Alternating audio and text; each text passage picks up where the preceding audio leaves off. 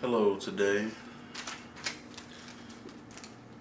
The specific purpose of this speech is to inform my audience about why gas prices are so high. This is a gallon of water. But did you know that in a year, the United States uses 137.8 billion gallons of gas each year?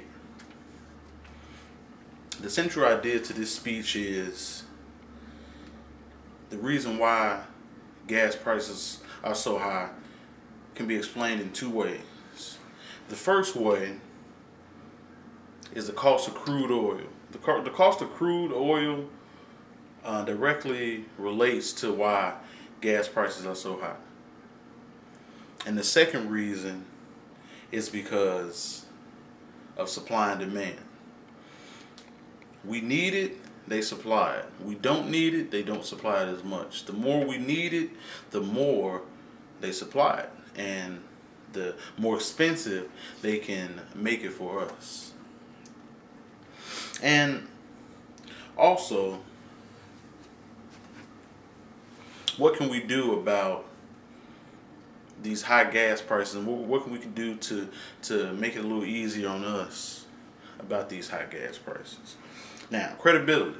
I am your average consumer that definitely tries to save as much money as possible, and I like to know where my money is going.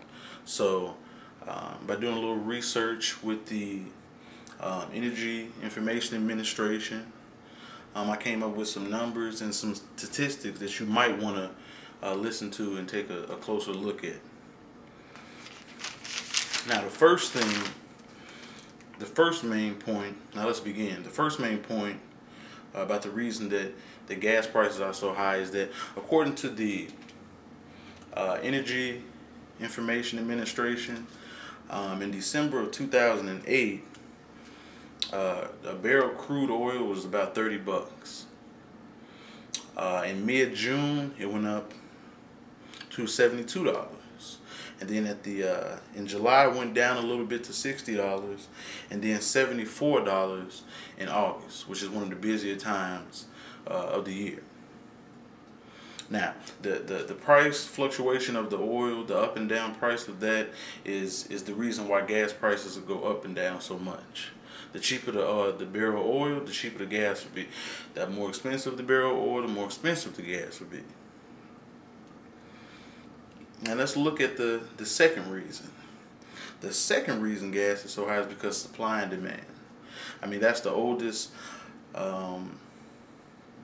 oldest concept probably, starting back in the early days about supply and demand. I mean, if you build it, if you need it, people make it.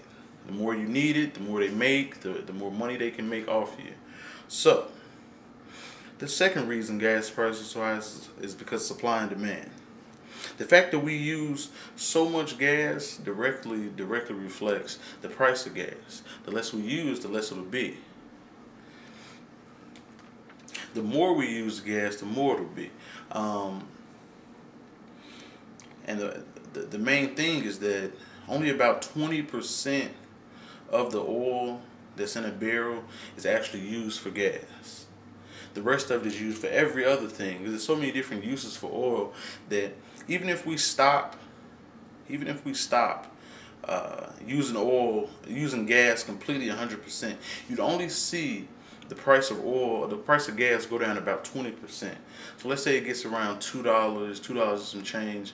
You only probably see about a 50 to 40 cent difference in the price of gas, which still is a lot. But that's with us using absolutely no gas, period. So I don't know how that will work. But there are some things that we can do to help us cut costs and cut back and keep a little extra money in our pocket. The first thing we can do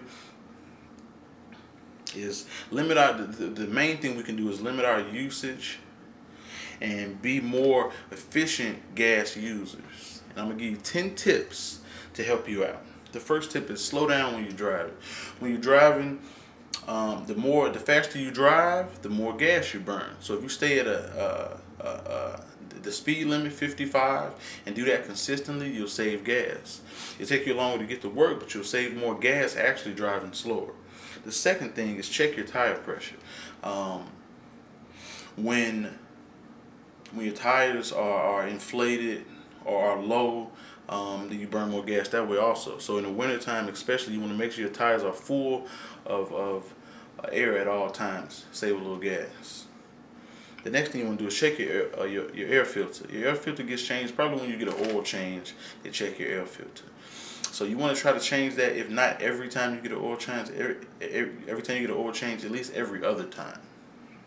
The next thing you want to do is accelerate with care. When you accelerate real fast, you burn more gas. So you want to take off real smooth, keep a nice consistent pace to your driving, saves more gas.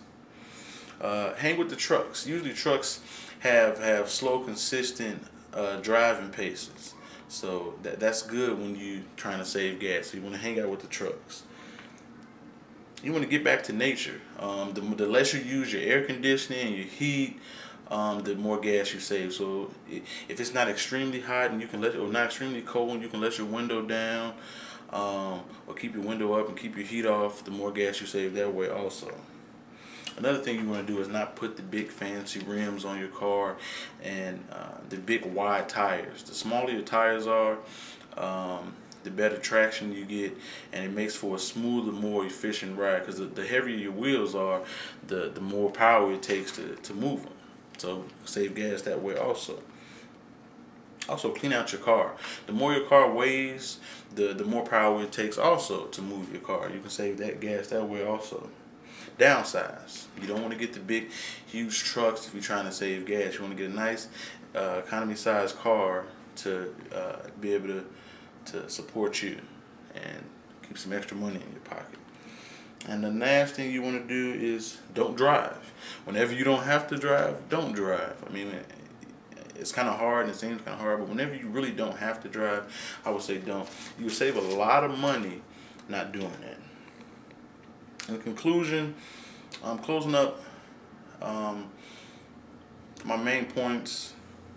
Just to restate my main points and to wrap everything up, gas prices are extremely high. And the reason they are high, the most important reason is the cost of oil. That's the most important reason that causes the up and down fluctuation in the gas prices. The second and more controllable on our side is the supply and demand. The less we need, the less they have to supply. The less they have to supply, the cheaper they have to supply it at. They know that when gas went up to $4 or $5 a gallon, people really weren't not driving like everybody complained. People still had to drive, and they know that. They know that we need to drive, and we're not really going to stop driving. We can complain all we want, but we're still going to drive. So that's the second reason, supply and demand. And things that can help us out and put a little extra money in our pocket, limit your usage of gas and be more efficient when you drive with the gas. And hopefully today I was able to give you a few tips on